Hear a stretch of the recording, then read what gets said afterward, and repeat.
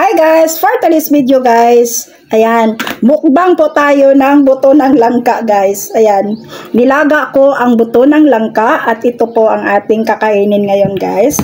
Ayan. And then, before po tayo mag-start nito guys, basahin ko muna guys sa inyo talaga kung ano po ang mga benepisyo na makukuha po natin sa pagkain po ng buto ng langka. Kasi guys, akala natin baliwala lang ito, pero ang dami palang benepisyo na makukuha natin dito sa pagkain po ng buto ng langka. So ito po guys ang mga benepisyo na makukuha po natin sa pagkain natin ng buto ng langka.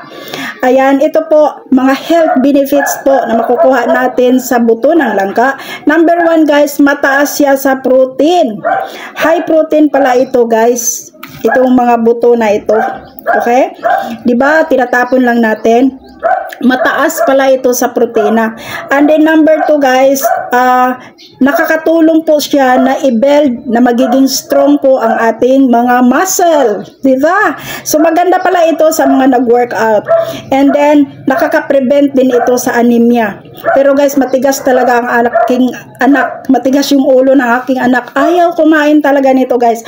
Nakakaano pala ito sa mga anemic, no? Ayan, prevent sa anemia. And then flawless pala ito sa skin. Wow, grabe guys. Kung gusto mong magkaroon ng magandang skin, ayan, kumain ka lagi nito guys. Diba? Nakaka-flawless siya ng skin. And then panglima po, helps in curing mental stress and skin disease. Oh my God.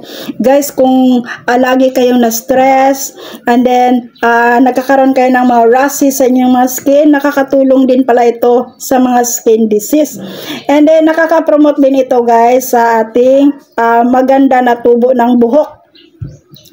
Promote siya sa hair growth natin. And then, anti-cancer. Ito po yun ang pinaka-importante. Anti-cancer nutrients. So, mayroon pala siyang, ano guys na magiging laban sa mga cancer, no? Ayan. And then, comfort from indigestion.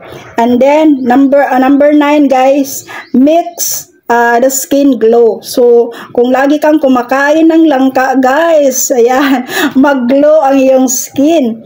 And then, mag-avoid siya sa early wrinkles sa ating mga balat. So, imagine, guys, ganun pala ang benepisyo na makukuha natin sa pagkain ng langka. So, ano pang hinihintay natin? Mag-mukbang na tayo, guys. Ayan, ito yung ating mukbang ngayon, guys. Kaya, kung mayroon kayong mga langka dyan, yung mga buto, huwag nyo itapon. Kasi ang dami palang mga benepisyo na makukuha natin dito. So, ayan, parisan din natin ito guys ng lemon. Ayan, ito yung ating mukbang ngayon. Lemon, and then, diba po ang lemon guys, maganda ito sa ating kalusugan. So, ayan, gawa tayo ng juice na lemon. And then, ang ating lemon, timplahan po natin ng honey. Ito po ang ating panimpla guys, honey, lemon at saka honey. Napakaganda po na pagkain ito guys. Ito po ang aking kakainin ngayong tanghali. Hindi muna ako kakain ng kanin kasi ang taas pala ng ating makukuha na mga health benefits sa pagkain po ng buto ng langka.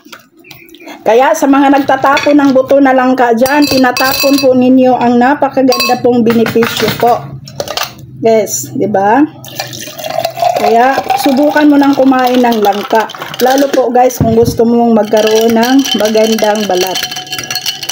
So ayan.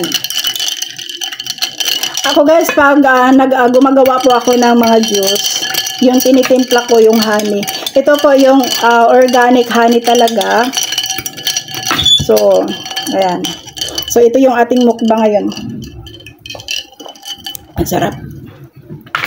So, ayan. So, ngayon, ganito lang guys ang gagawin ninyo sa buto ng langka. Ang sa akin po ay pinapakuluan ko. Pero pwede mo rin itong sa Bisaya pa isangag. Pero para sa akin is gusto ko yung nilaga. Ayan. Aray. Medyo maano na to kasi kagabi ko pa to nilaga. Gabi guys, salap.